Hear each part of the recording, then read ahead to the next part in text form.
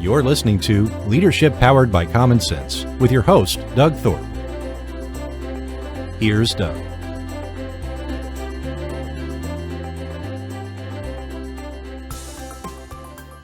Well, greetings, everyone. This is Doug Thorpe, and you're listening to another episode of Leadership Powered by Common Sense. We're the show where we try to take things that you may want to know about running a team or running a business and break them down into some easy-to-understand, bite-sized ideas that I call common sense. Yeah. And I want to just take a quick detour for just a moment. Some of you have heard me tell this story before. Once upon a time, when I was first getting started in all of this, I fell in love with my tagline, Leadership Powered by Common Sense. And I was in the process of hiring a marketing agency to work with me and do some things. And they looked at that and they said, "We hate that. You've got to get rid of that. It's terrible. It's condescending. You're going to turn people off, et cetera, et cetera." And I said, well, in all candor and honesty, your very reaction to that tells me you're one of those human beings who suffer the problem that you really don't have common sense, because it's offensive to you to be challenged about common sense. And to say the least, we didn't engage. That was a non-starter for me. So subsequent to that, I can't tell you the messaging and the emails I get from people going, "Oh my God, that's exactly what I need. That's what I'm looking for. And thank you for doing what you do because of that." So tagline's here to stay. It is a registered trademark for those who are curious, and not going anywhere other than the spirit and letter of that law.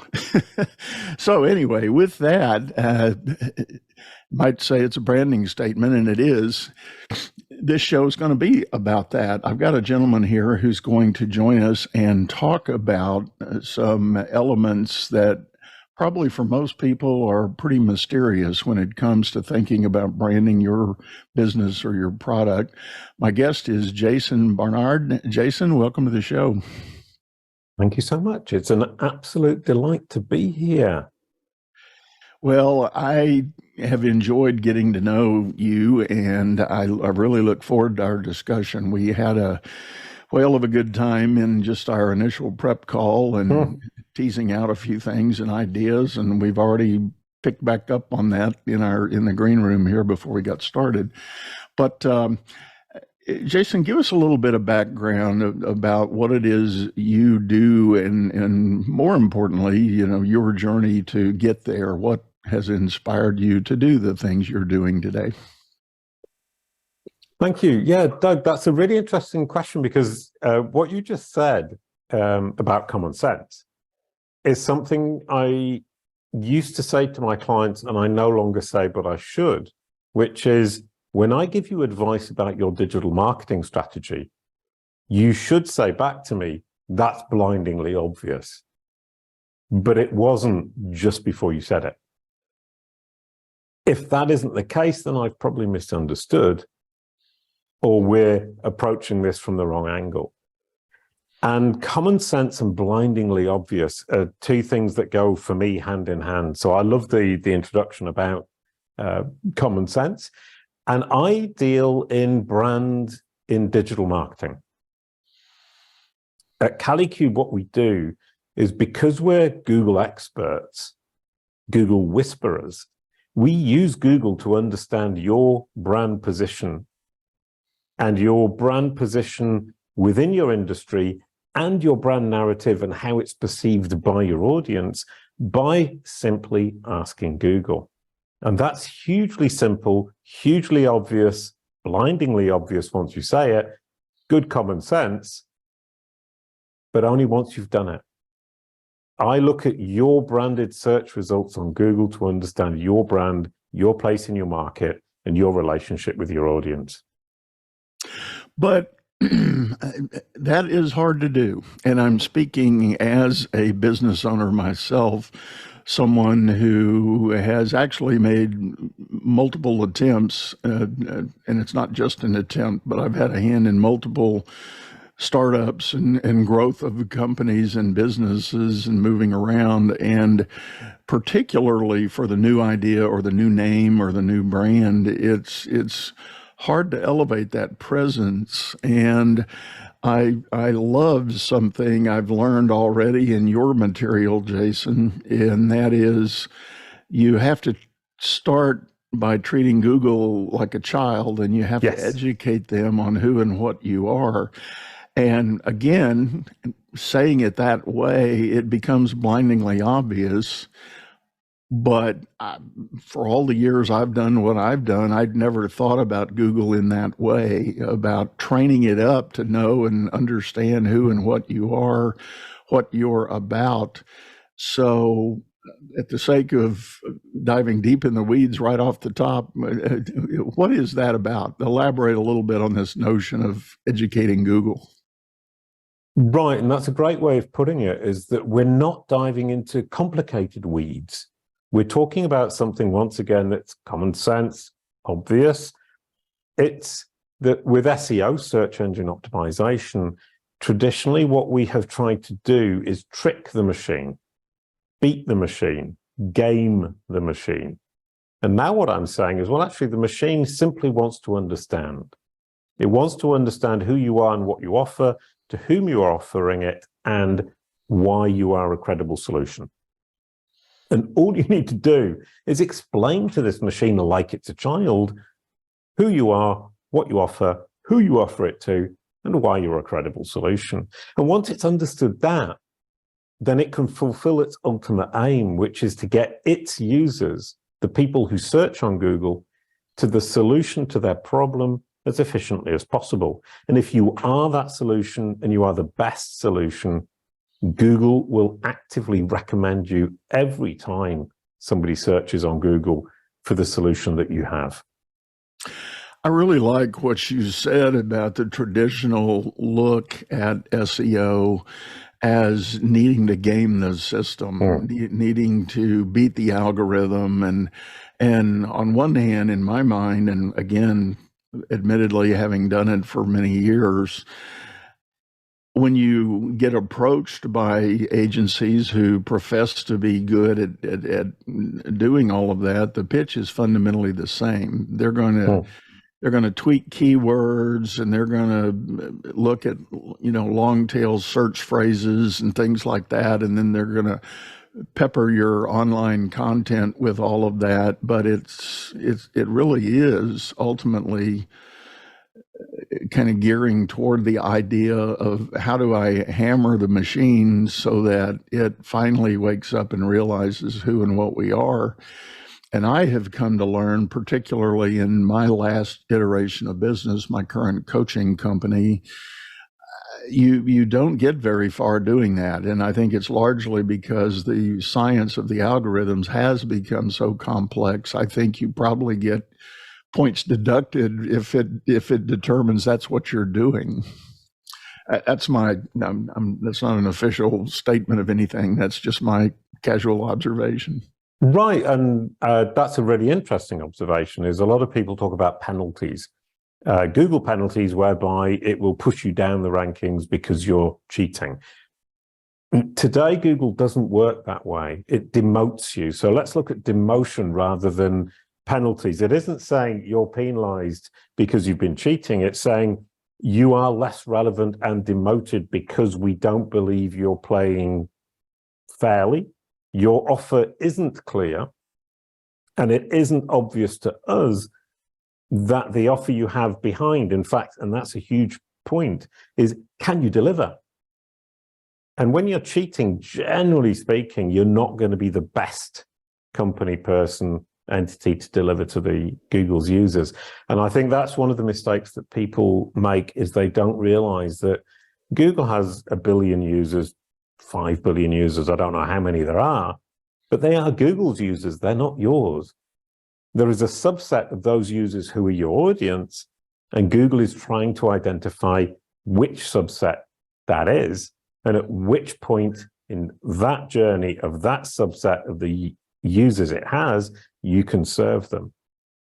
So at the end of the day, we're looking at not so much what is the person typing, i.e. the long tail keywords that you mentioned earlier on, but what is their intention? What problem are they trying to solve? And Google has a huge algorithm that tries to figure that out. And then another huge algorithm or set of algorithms that tries to match what it's understood the intent to be to the solution that you can offer.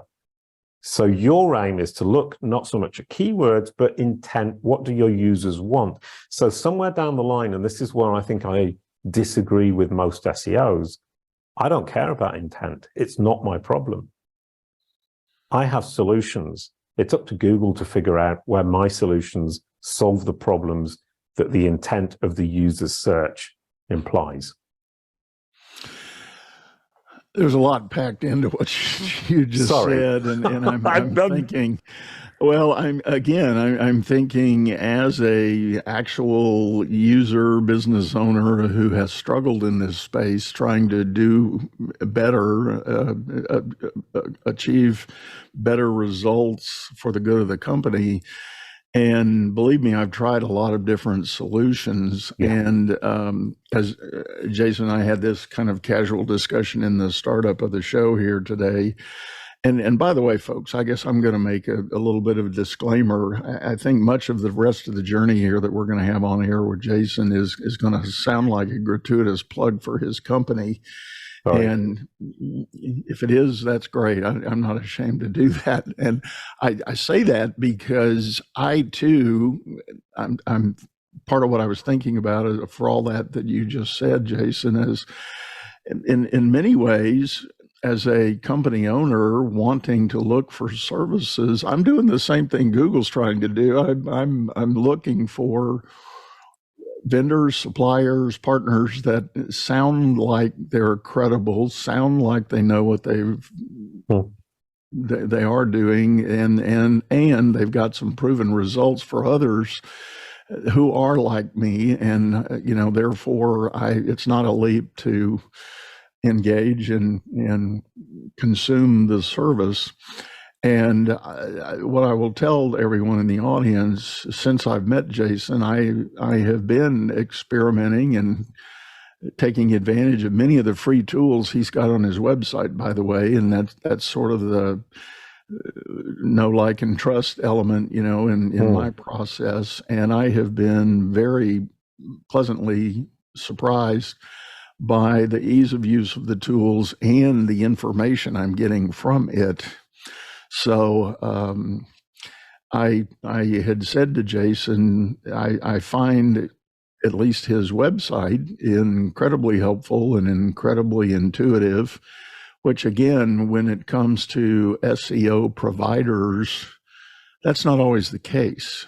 And I've got a recent experience with another platform that I really had high hopes for, and I'm still not totally disenchanted, but there are elements that were described that I thought would be very powerful. And when I went to the web and started using the tools, it was very complex, very hard, and it was clear I would need to hire some kind of freelancer to do that work for me, because it was a level of depth I just didn't even want to get into. So, that became a disappointment. Right. Well, I think one huge question or answer that comes out of what you just said is the problem of geekiness, the problem of overcomplexifying, if that's a word, what is actually very, very simple. And it's always been simple from the perspective of Google has always understood, and Bing has always understood, Yahoo has always understood that when somebody searches on one of these search engines, they are expressing a problem and they're looking for a solution. And their role is to get that user, their user, who trusts them, to the solution to that problem as efficiently as possible. And from a business perspective, what we're trying to do is identify the right audience for whom we can present a valuable, helpful, and credible solution. And if you look at it that way, you're saying, well, all they are is an intermediary between us and the prospects, the real audience that we have. And although up until maybe 5 years ago, their technology did not allow them to do that, i.e. match the solution provider to the person looking for that solution in a manner that truly satisfied the user. So what happened was they would offer 10 possibilities, and the user would then visit them all and then choose. Then they reduced that to 4 or 5. Now they're reducing it to 1, 2, or 3. i.e. they're providing the answer. They've become answer engines because they understand that I have the best solution. I have the perfect solution for this particular person in this particular situation. So they become an intermediary whereby all I need to do is explain to them who I am, what I do, which audience I serve, and why I'm credible, and wait for them to recommend me when the time is right for the right person. And that is actually just very good marketing and business. Right. Well, and it triggers the thought that is classic marketing speak for a business owner, and that is, the marketing person is going to say, well, who do you think your ideal customer may be? Or, people popularly call it your avatar. Who's your avatar? And so as an owner, you're sitting there totally biased in your own mind about what you do and what you think you can solve. And you start spieling these things, and the next big challenge is whether or not that is really a valid definition of a segment of the world that's going to be out searching for solutions. And are you really connecting on the thoughts and the pain points and the issues that these people are thinking about? So partly it's a linguistics problem. What I call a problem may not be what you call a problem, but it's the same problem. So that's the challenge as a business owner, trying to allocate and invest your marketing dollars. How do you really peg that as best you can the first time out? And I know we marketers, we get into talking about A/B marketing and testing and all those things, but that's the very reason I'm not sure I understand. My watch is giving me a commentary here. That's the very challenge of trying to identify that target that you're looking for. And I've certainly had experience where I'll go out with a campaign and I'll say something in that campaign that triggers a whole different audience, and I get flooded with inquiries from people that are nowhere close to being my ideal prospect.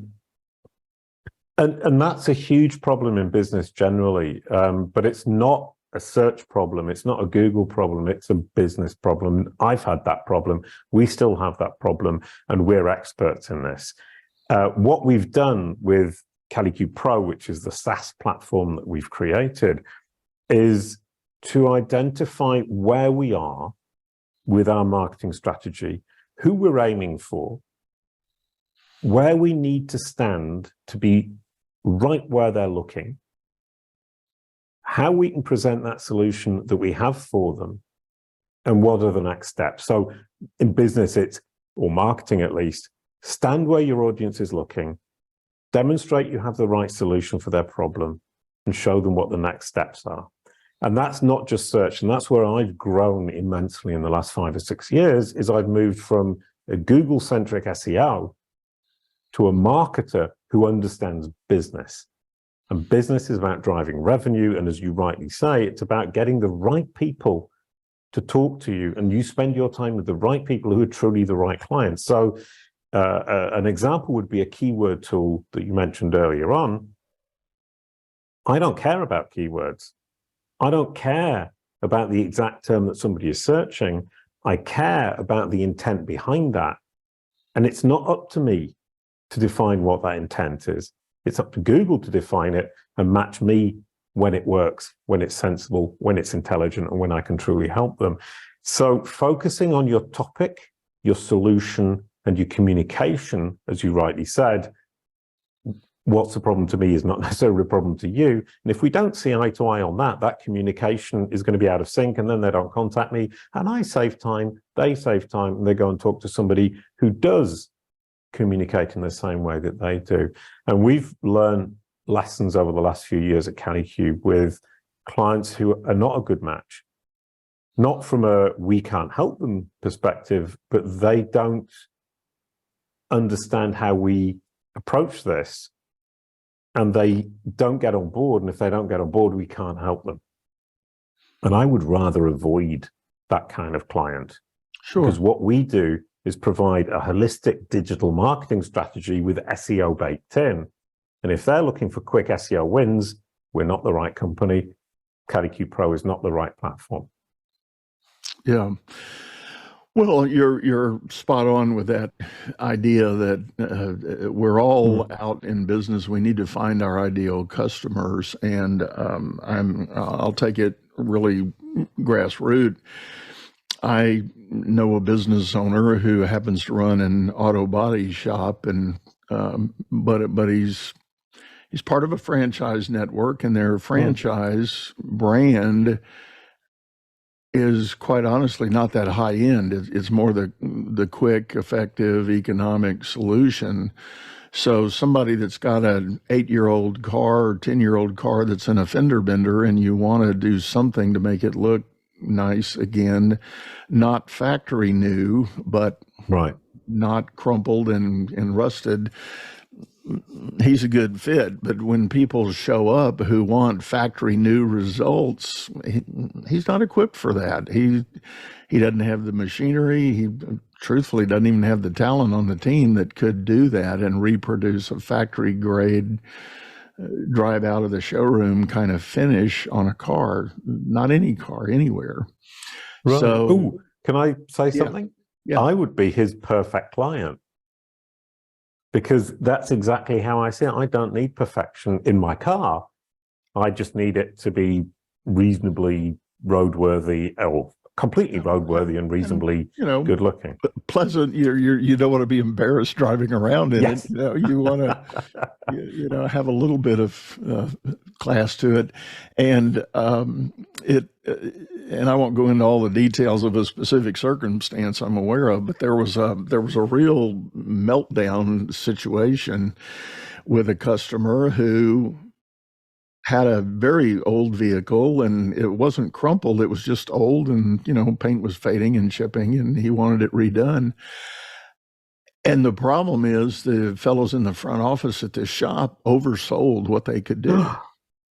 Right. And they never said showroom perfect, drive off the lot kind of, but they were talking about everything up to that. And when the job was finally done and the car was delivered, that's not what the paint job looked like. And was it okay? Yeah, it was okay.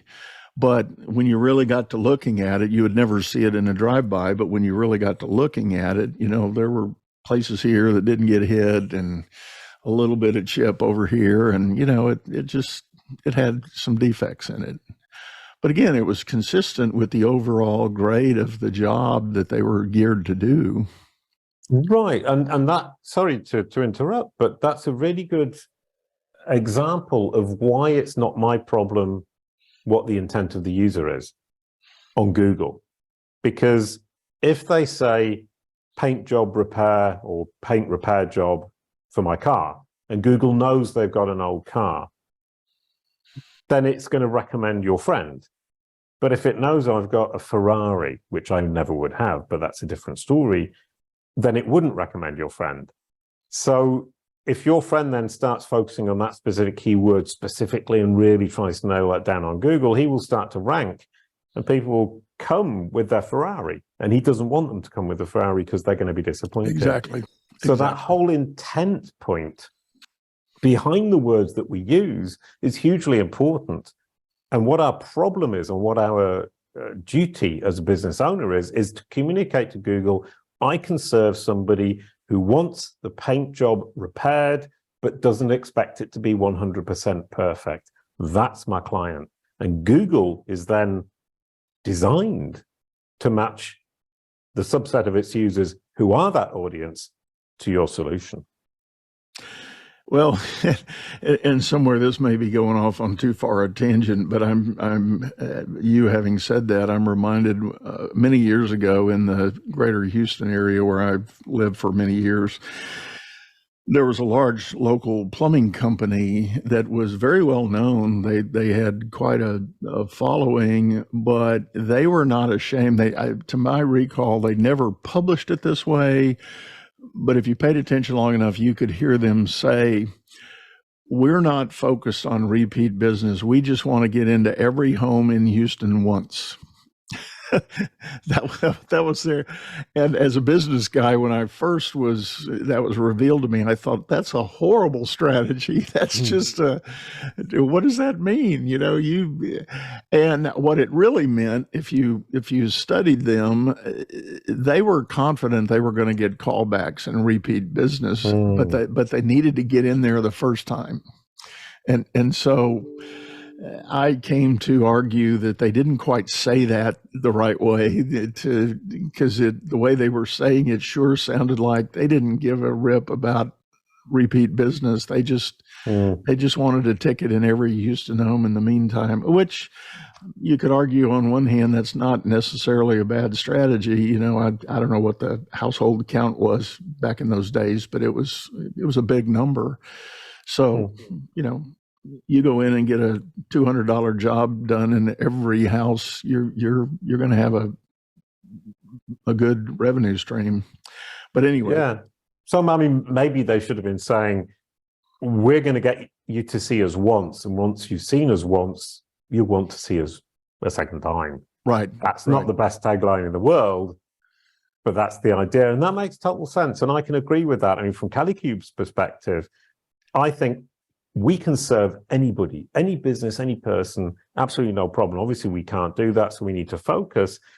But at the same time, I'm hugely confident that once we started working with you, you won't want to work with another agency or another platform, because we will solve your problem. And we will do so. And I love this word, and it's not me who uses it in this context. Initially, we will solve your problem elegantly. I love that. And it's not me, it's a guy called Hugo Scott who said that.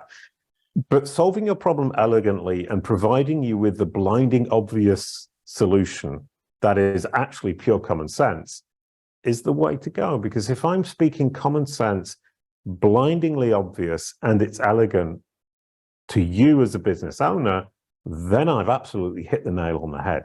And if I'm telling you, let's twist everything you're doing around to try to fit into what Google wants, I'm not helping your business long term. It's not elegant, it's not common sense, and it's not blindingly obvious. Yeah. Well, I think on that note, and I do have a follow-up question for that, but let me make a statement. So before you and I met, I had discovered my Google panel had been put in Google jail. I had violated something in my do-it-myself approach to it. And I kept going back and forth. I would try to file an appeal and dispute, but I was getting no clarity, no real meaningful answers on what to fix and adjust. And I did one of these classic letters, basically fell on my sword and say, I'm not trying to do anything immoral, illegal, or otherwise to game the system. I have just obviously made a technical goof somewhere. Please help me understand what that is, and I'll be happy to comply. Crickets, no answer, no nothing. So friend of a friend referral, I found a lady who owns an agency in the States who professes to be one of the similar Google whisperer in regard to the knowledge panel expertise. So I engaged her to come on board, and sure enough, through a series of events, she peeled the onion and found out what was wrong, and we've been reinstated in all, love and kisses now. But my point in all that is, for those of you owners out there who think you can read the books or get the Google for Dummies instruction and go make this happen, beware. I have been guilty now of going into Google jail. I've been in LinkedIn jail before, and a well-intended, honest, ethical business can find themselves blocked out for an effort to perpetuate your marketing, thinking you're doing the good next step to help that cause. And next thing you know, the bells and whistles and the internet police show up, and you lose your presence and ranking, and not a happy place to be. No, I'm sure. And there are three things that strike me there. Number one is being in Google jail or LinkedIn jail. It can happen to anybody, as you say, innocently. You try to do something and it doesn't work out. We get a lot of clients coming to us saying everything's gone horribly wrong, and it's actually something very simple at its base. And that's what your friend did, was she became Sherlock Holmes, and she dug down and figured out exactly what went wrong. And that's what our platform does. It tracks day to day everything. So when something does go wrong, we rewind and then we look at the day it changed, and we figure out what you changed or what changed on the internet that made this happen. And the third thing is people forget that on the other side of their request for redemption, let's call it, is another human being. And that human being is somebody in perhaps India, Pakistan, the Philippines, in a country where people are, or the Google are paying people very small sums of money with a very high bar of the number of things they have to do in a day where they're tracked. So they have literally 10 seconds to read your email and make a decision. So you're dealing with people who will just go, yes, no, yes, no, yes, no, yes, no, yes, no, to hit their targets. So from that perspective, you need to make sure that that first sentence of whatever you send into a human being at Google immediately makes them think, I need to look at this a little bit more, because you're being convincing. So you said falling on your sword. Sometimes, I mean, with bad backlinks, when we had the penguin penalties, you had to start your email to Google with, I'm really sorry, I got this wrong. Here's what I intend to do. Whereas people would tend to start with, it's not my fault, blah, blah, blah, I had this company, blah, blah, blah, blah, and they've gone through the first 15 seconds of their interaction with the human being on the other side. No. Yeah, and they've gone no straight away. But if you say, I made a mistake, here's what we're going to do. You've said 7 or 8 words, and they will read what you're going to do. And then you say, I'll do that, and they go, okay, that makes sense. Yes. Well, and to that end, I think my mistake was I opened with a line like that. However, what I then followed up was, help me understand what I did wrong. And they don't have time. Yeah, they don't have time. They're not going to reply to you and say, well, this, that, and the other, because they're not going to investigate. And that's where you need a specialist. Yeah. A Sherlock Holmes who digs down and figures out what's wrong, what needs to be changed, and what you need to say in that email. Which is effectively what I got with this lady whose agency helped me out of it. Brilliant. And she was able to kind of give me the play-by-play for what they were dissecting and discovering along the way. And I'm not going to go into all the details, but it was clearly a pretty benign mistake, but it was nonetheless a do-it-yourself mistake. And, and I'm totally guilty of that.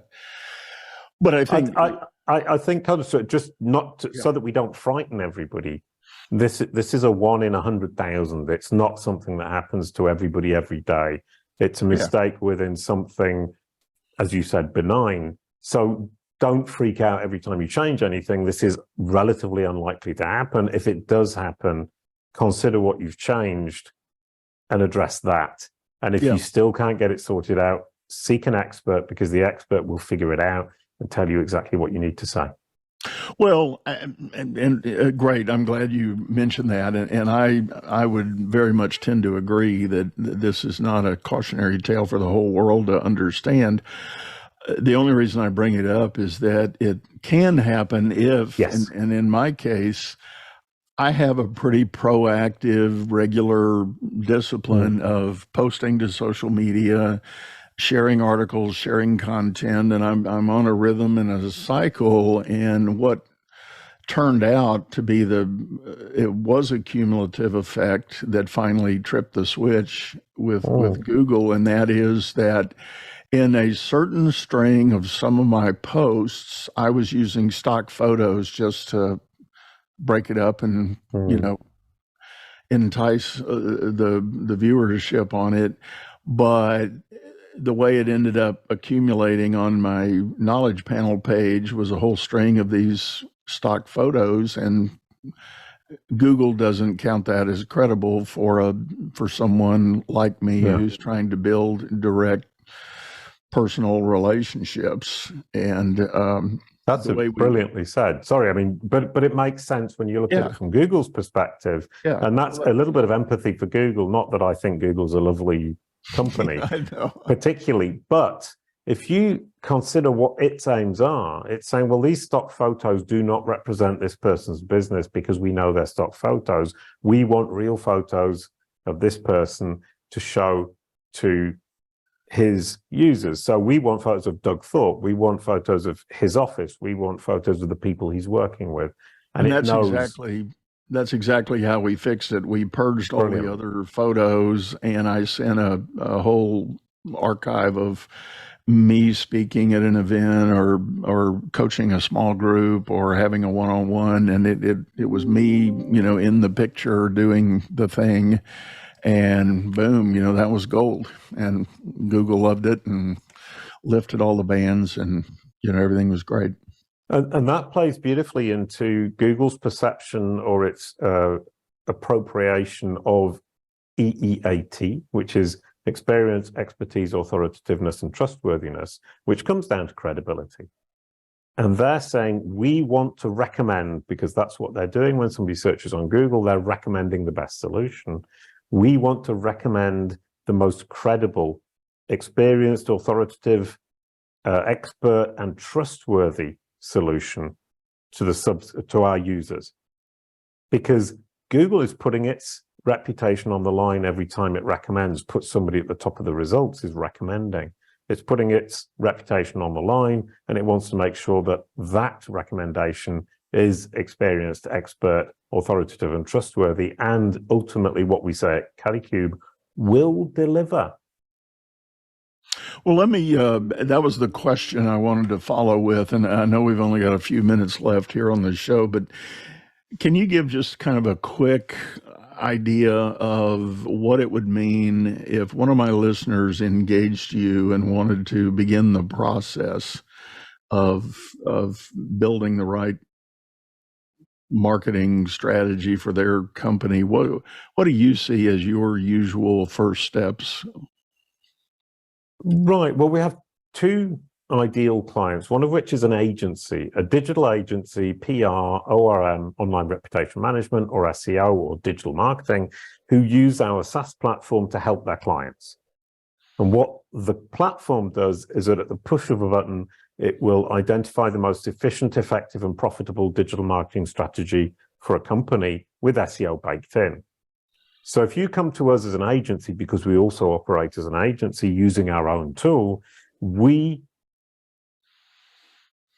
pride ourselves, sorry, I was trying to find the right word. We pride ourselves on teaching our clients to fish. So we will take that strategy that our platform spits out. It's a proprietary platform and algorithm. We take the strategy it spits out, we take it to the client, we say, okay, what are your business goals? What are your marketing goals? What are your current resources? And we will adapt this ideal strategy that we have identified using Google's own results to your current business situation.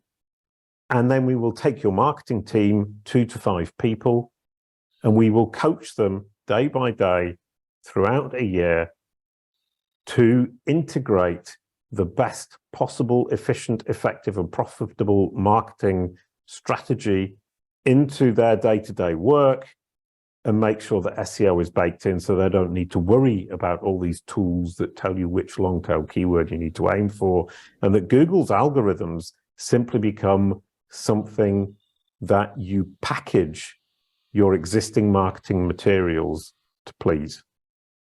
So you create marketing materials for an audience, you put that material where they are looking, so you're standing where they're looking, package it for Google. Google becomes the logical and simple extension of a solid business digital marketing strategy. That's what we want to do. That's our ideal client.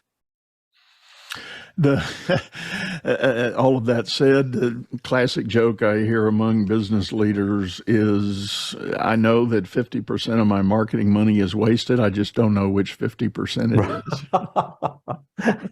Okay. Well, in fact, what Calico Pro can do, our platform, is tell you which 50% is wasted. Because all we do is ask Google, and Google will tell us, compared to your market, this is where you are. These advertising dollars or these social media dollars are being wasted. We obviously can't reduce 50% to zero, but I definitely think we can take it to 25% are wasted, not 50%. Yeah, and redeploy. Well, and you know, the practical answer is there is an element of A/B testing that has to be done to really be able to hone in your message. Back to the earlier point we were talking about is, you know, as an owner or even as a marketing team, you get an idea what you think you want to say to the market. It's what you've crafted in your mission, vision, and purpose statements. And it all sounds wonderful and it looks great in the gold letters on the wall at the corporate headquarters. But if it doesn't resonate with the real client that you want to attract, it's wasted money and wasted effort. That brings one hopefully last point, perhaps, because people maybe want to go and have their dinner or get to work or whatever it might be.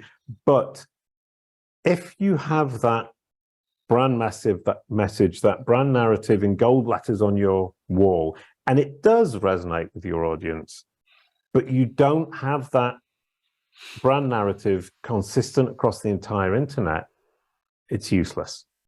Yeah. And that's what Calico Pro does. It identifies all of the places you are present, all the places you need to be present, and allows you to implement and project and communicate that brand narrative that does make sense and does resonate with your audience everywhere where they are standing and looking.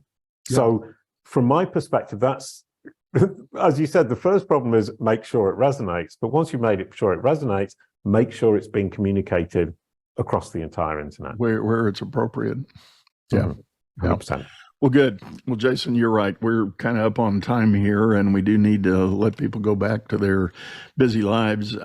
Tell us how people can best get a hold of you if they are now intrigued and curious and want to know more. Right. Well, I say that the search result for my name or my company name is our Google business card. So search my name, Jason Barnard, JASON BARNARD, or my company, Kalicube, KALICUBE. And what will appear is a representation of who we are, what we do, which audience we serve. And that result on Google for our name, Jason Barnard or Kalicube, will give you the choice how you want to engage with us. So in my case, it would be come to my site, find more out about my music career. Come to my company website, work with me. Go to Twitter, engage with me on Twitter. Go to Search Engine Journal and read the articles that I've written there. So that Google business card gives you, the audience, the choice of how to engage with me. And I think that's hugely powerful and underestimated. Yeah. Well, very good. Well, thank you one more time, Jason, for sitting in and sharing all this. And I certainly believe it's been very helpful. And thank you. Thank you. Thank you very much. That was absolutely delightful. It was one of the most delightful conversations I've had in multiple weeks. Thank you very much, Doug. Oh, wow. Oh, okay. Well, I enjoy having you here. And with that, folks, we are going to let you go. But I always like to remind people we do have a video version of this on YouTube, channel by the same name, Brilliant. Leadership Powered by Common Sense. And yes, in the background of Jason's picture is a small guitar collection. I'm guessing there are many more somewhere. And you can, all those links that he referenced will be in the show notes. So don't fear if you're out driving or moving around, you can hop over when you get situated, find a bigger screen and look for the links. They're all there. And with that, I'm going to say Brilliant. Goodbye. Go out there and make it a great day. You've been listening to Leadership Powered by Common Sense, hosted by Doug Thorpe. If you would like to know more about the coaching and advisory services he provides, visit dougthorpe.com.